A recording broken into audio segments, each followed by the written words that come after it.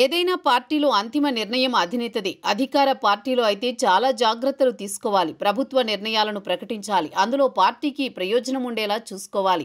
అయితే దురదృష్టవశాత్తు వైసీపీలో విచిత్ర పరిస్థితి ఆ పార్టీకి శాపంగా మారింది. అప్పట్లో ప్రభుత్వ నిర్ణయాలను ప్రకటించేవారు సజ్జల రామకృష్ణారెడ్డి. పార్టీ నిర్ణయాలు కూడా ఆయనే చెప్పేవారు.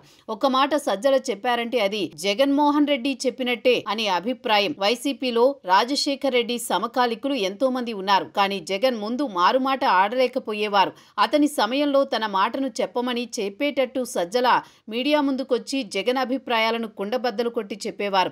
అయితే ఇటీవల సజ్జల కనీసం జగన్మోహన్ రెడ్డిని సంప్రదించకుండానే అమరావతిపై ఒక నిర్ణయం ప్రకటించారు. జగన్ అధికారంలోకి వచ్చిన అమరావతి నుంచి పాలన సాగిస్తారని, అందులో మరో మాటకు తావులేదని తేల్చి పడేశారు.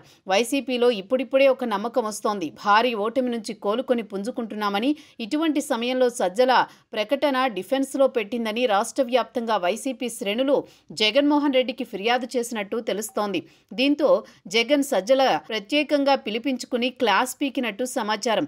అసలు అమరావతిలో నీకేంటి సంబంధం అని ప్రశ్నించారు. వ్యక్తిగత అభిప్రాయం చెప్పాల్సిన అవసరం ఏమొచ్చిందని నిలదీశారు. పార్టీ శ్రేణులు వద్దంటున్నా పదవులు ఇచ్చారని, అయినా సరే బాధ్యతగా వ్యవహరించడం లేదని, పార్టీకి ఎక్కడికి తీసుకువెళుతున్నారు అంటూ జగన్ ప్రశ్నించేసరికి సజ్జల ఒక్కసారిగా షాక్కి గురైనట్లు తెలుస్తోంది. సజ్జలపై జగన్మోహన్ రెడ్డి తీవ్ర పదజాలం వాడినట్టు సమాచారం. పార్టీని అప్పగిస్తే తప్పులన్నీ చేశారని, అందుకు మేము జైలుకెళ్లాల్సి వస్తోందని జగన్ రెడ్డి ఆవేదన వ్యక్తం చేశారు. అయితే కేవలం అమరావతిపై మాట్లాడినందుకే జగన్మోహన్ రెడ్డి ఈ తరహాలో క్లాస్ పీకడాన్ని సజ్జల జీర్ణించుకోలేకపోయారట. అయితే జగన్ పిలిపించి మరీ క్లాస్ పీకడం వెనుక భారీ కారణాలున్నట్టు తెలుస్తోంది.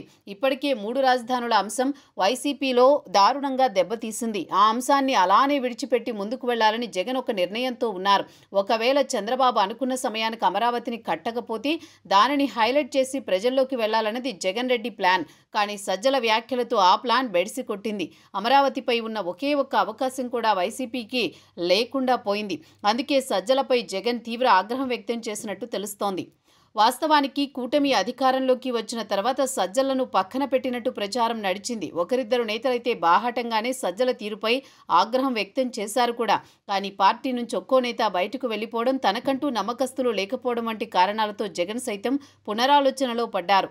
అందుకే సజ్జలకు రాష్ట్ర వైఎస్ఆర్ కాంగ్రెస్ పార్టీ సమన్వయకర్తగా నియమించారు. అయినా సరే జగన్ నమ్మకాన్ని వమ్ము చేస్తూ సజ్జల వ్యవహరిస్తున్నారన్న ఆరోపణలు వైసీపీలో ఉన్నాయి.